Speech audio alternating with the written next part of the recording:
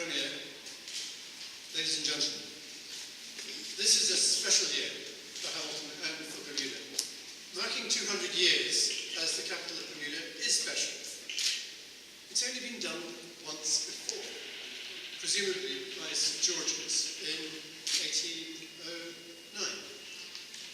But I don't see any likelihood of the capital moving on again from Hamilton in the next few years. Any anniversary is a time for reflection. 200 years is a long time. 1815 was the year of the Battle of Waterloo and the restructuring of Europe for the next century. If the United States Consul General were here, he would want me to balance that one by noting that it was also the year of the Battle of New Orleans, which the British lost in extra time after the war was supposed to be over. It certainly was the year of the Treaty of Ghent between the US and the UK, and the start of 200 years of peace, alliance and friendship between our two countries, which has been marked again by Prime Minister Cameron and President Obama in Washington this week. In passing, it's worth noting, just to get a scale of how long ago 1815 is, that the United States, which signed that treaty, had a mere 18 states when Hamilton became the capital here. Mr. Mayor, thank you for the warm welcome. Governor Ferguson, Mayor of St. George's, ministers, Senate colleagues, former premiers, all of you distinguished guests, ladies and gentlemen. I'm delighted to have the opportunity to join you today in celebrating the 200th anniversary,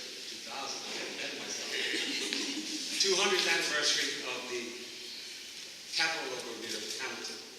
When the capital of Bermuda was relocated from St. George's to Hamilton in 1815, I'm certain that no one expected that it would go from the sleepy little town it was 200 years ago to becoming the bustling hub of Bermuda as it is today.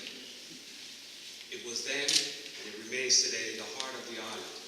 It is our primary business district, our entertainment, and our shopping center, and of course our principal seaport. The vast majority of employers are in the city, and just under half of the working population work in Hamilton each day. Hosting all of these people on a daily basis is no easy assignment, especially for one of the smallest cities in the world. But I think we can all agree that in 200 years, our city has managed to punch well above its weight, and it continues to do so boldly today. This municipality has been serving our residents, our workers, and our visitors for the 200 years, and a tremendous amount of change has occurred in that time. In fact, for me, it's even difficult to remember what the city looked like just 15 years ago, because the change has been so constant and so ever ready. And there are many stories that make up the rich history of the city of Hamilton, from its very humble, small-town beginnings. Remember the days of horse and carriages? I'm old enough now to remember those. The building of the first hotel, the Hamilton Hotel, which had 36 rooms, and there are many that say that that was the start of the tourist industry in Bermuda. And as our capital turns 200, we remember the city founders and their accomplishments and everything they've done to bring the city where it is today, and be part of the great island that we enjoy as our paradise home. Individuals such as the first mayor, Richard Darrow, which you reflected on today in your article in the Daily. Individuals such as Sir Henry James Tucker and Mayor Cecil Dismount, just to name a few who serve very well. Hamilton has indeed benefited tremendously from a generation of leaders who have the vision and the aspiration to continue to move it forward.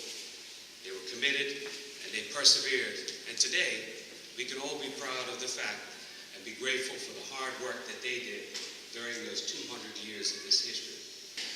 Good afternoon, Your Excellency, Mr. Premier, Mayor of Hamilton, Mayor of St. George's, distinguished guests, and of course, members of the public. As a minister responsible for municipalities, I'm thrilled to be here today to mark the 200th year of Hamilton as our capital city.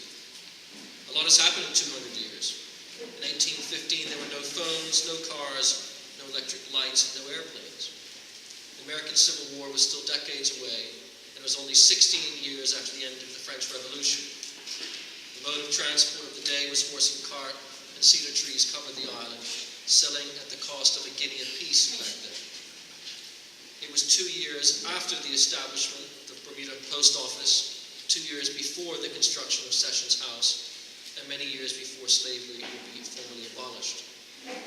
Bermuda itself was a much different place then. As we've heard, Bermuda's capital relocated to Hamilton from St. George's in 1815.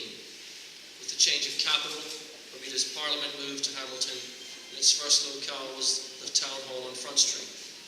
The city, which is named after Sir Henry Hamilton, who was governor from 1786 to 1793, has been the political and military heart of Bermuda ever since. Then, in 1897, the town of Hamilton became a city ahead of the consecration in 1911 of the Cathedral of the Most Holy Trinity, which was under construction at the time. The only incorporated city in Bermuda, Hamilton, is, I am told, smaller than the historic town of St. George's as a whole. The population of Hamilton is one of the smallest of any capital city in the world, but I would argue one of the largest in terms of its character.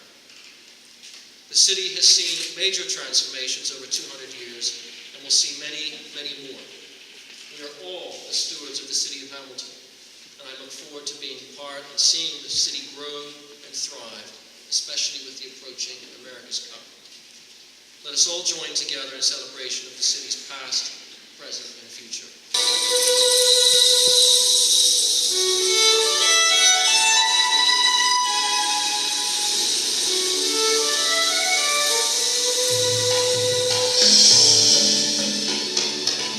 The Sea Venture first sailed on its maiden voyage from Plymouth, England for Jamestown. And was England's first purpose to design immigrant ship. The passengers were stunned by the ravages of the treacherous waters and winds that now controlled their once proud ship. Unaware of what seemed like a regular storm was morphing into a hurricane.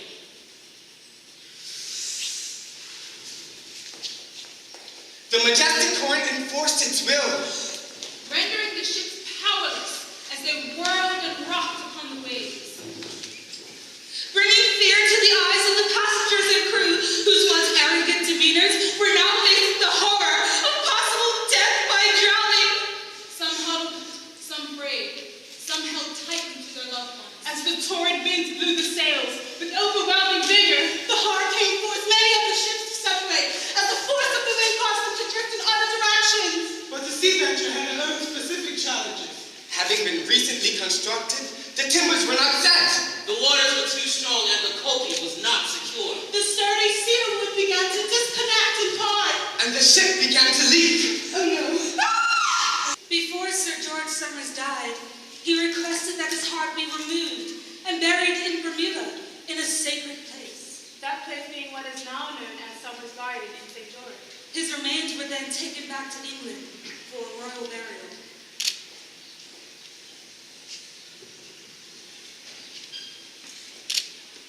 Precious Lord, take my hand,